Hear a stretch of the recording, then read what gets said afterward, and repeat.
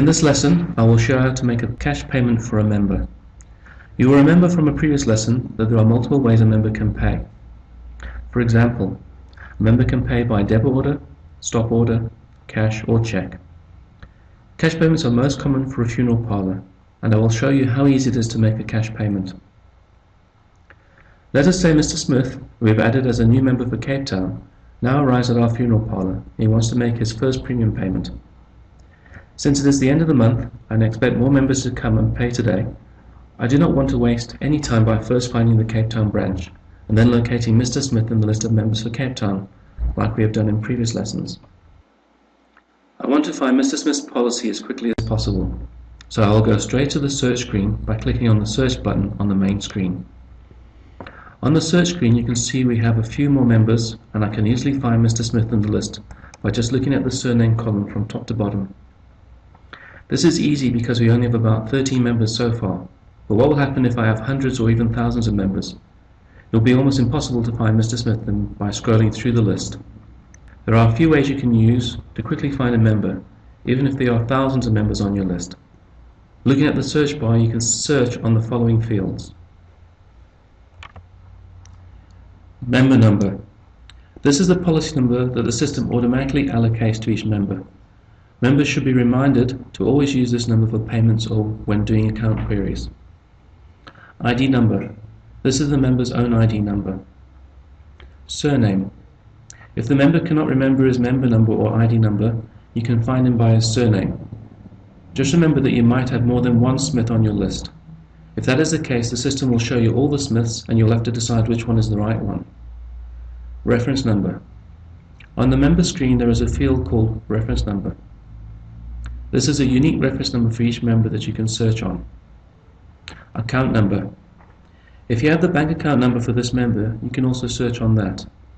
Usually you only take the bank account details when the member wants to pay by debit order. Barcode. If the member has his ID book with him, you can scan the barcode in the ID book.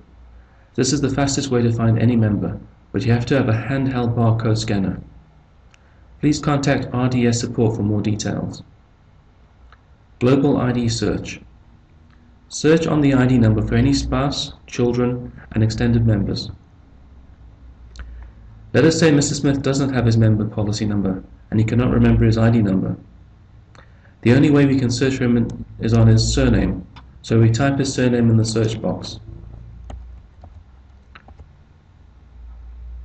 Note, we do not have to type the full surname, and we can only type S or SM, or SMI, etc.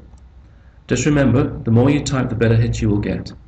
For example, if you type S only, you might get a list of members whose surname starts with S, and so on. But if you type Smith, you might only find a few, or if you're lucky, you will only find one. Next we click the search drop down and select surname to tell the system that we want to search on surname, and then click Go. And you will see the member screen for Mr. Smith opens. By now you should be familiar with the member screen that you see in front of you. You can quickly confirm that this is the correct policy and that it is for Mr. Smith. Click on the Payments button to open the payment screen for Mr. Smith. On the payment screen there are a few areas you should focus on at this stage. Confirm premium, in this case it's 60 Rand. Payment history, this is a scrolling list of all previous payments. Since this is Mr. Smith's first payment, this list is still empty. Members details, please confirm on this line that you are making a payment for the correct member. Payment for, always make sure that the month and year is correct for the payment you are about to make. The system will automatically adjust this date and usually it should be correct without you having to change it. Payment amount. This is calculated by the system and normally you should not change it. If it is not correct, you should go back to the member and make sure the correct product is selected and that your products are set up correctly. Months. If the person is paying for more than 1 month, you can change this as well as the payment amount. For example, if Mr. Smith wants to pay 120 Rand for 2 months, you can change the 1 to a 2 and make the payment amount 120 Rand. Reference number description. You can type a reference number for this payment, although the system will allocate a unique number to each payment. Make payment. Finally, you click the Make Payment button. Note the payment appears in the payment history list. If you have a printer connected to your system, you can click on Print Receipt or Print Statement to print a receipt or statement to the member. The RDS program can print to a receipt printer, and if you are interested, please contact RDS support for advice on the receipt printers and suppliers.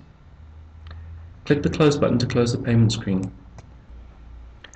This is the end of the beginner's course. Click the next button to do the final quiz and the final exam, and we wish you the best of luck with the exam. If you will pass, you will receive your certificate for this course.